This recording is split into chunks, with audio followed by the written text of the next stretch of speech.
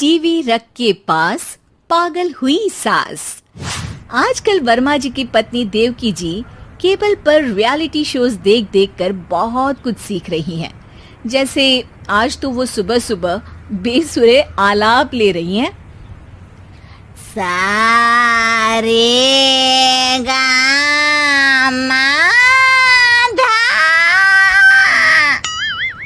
माँ जी, सारे गामा पाधा नीसा होता है। अरे वो तो सब गाते हैं, ये मेरा स्टाइल है। आवाज तो कम कर लीजिए माँ जी, पर्दे फट जाएंगे कान के। ये कहो कि पर्दों में आग लग जाएगी।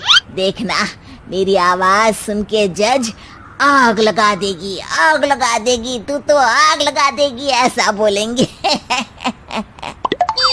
सरिता वहां से परेशान होकर चली जाती है और सास रियाज जारी रखती है।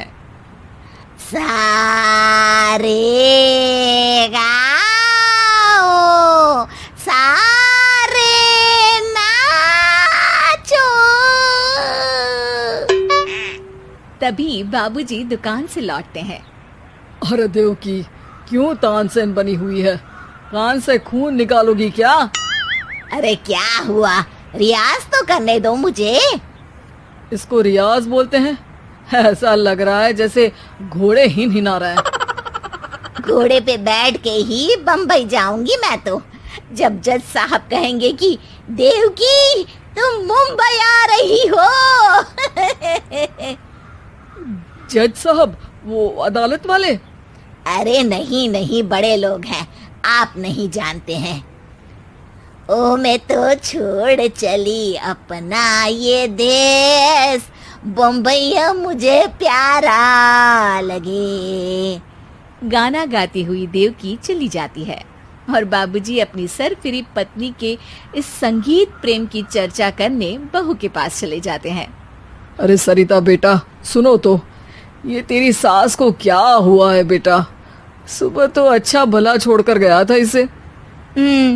सिंगर बनेगी अब वो।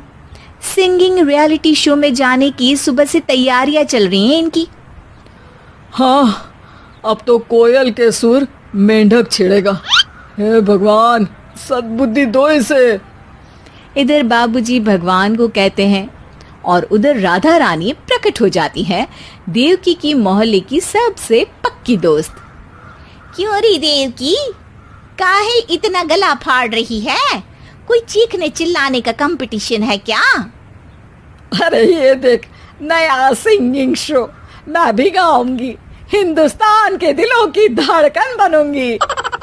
अरे इतना बेसुरा गा के दिलों की धड़कन नहीं, दिलों का अटैक बन जाएगी। इससे तो अच्छा है कि नाच ही ले। वैसे भी दिन भर मोहल्ले में नाचती तो रहती है तू, कभी इसके घर कभी उसके घर। देवकी को समझ में आ जाता है कि उसका गाना किसी को पसंद नहीं आ रहा। अगले दिन सरिता देखती है कि सास पैरों में घुंघरू बांध के नाच रही है। अरे माँ जी, क्या मंजुलिका बनी हुई है आज आप? अरे नाचने दे बहू, जब तक है जान जाने जहां मैं नाचूंगी। अरे माँ जी, अभी जान निकल जाएगी इतनी जोर से नाचेंगी तो। अरे अरे, क्या कर रही हो? अरे दिख नहीं रहा, डांस कर रही हूँ। अरे जैसी तुम्हारी हरकतें हैं, तुमको तो नागिन डांस करना चाहिए। वो भी करूंगी, भांगड़ा भी करूंगी। देखना, जज मुझे देख के स्टैंडिंग ओवेशन देंगे। हाँ, स्टैंडिंग ओवेशन तो देंगे ही, ताकि खड़े होकर वहां से भाग सके तुम्हारा डांस देखकर। अरे कुछ ढंग की चीज करो, ये रोज क्या नया शुरू कर देती हो? सास को लगता है कि उसका डांस का सीन भी बिगड़ गया। अब वो टीवी देख के कोई और कलाकारी ढूंढने लगती है। तभी उसे टीवी पर खतरों के खतरनाक खिलाड़ी शो दिखता है, जिसमें लोग अलग अलग स्टंट करते हैं।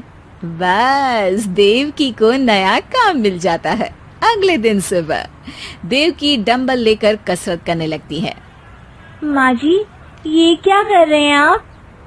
अरे खली जैसे बनकर खलबली मचा दूंगी।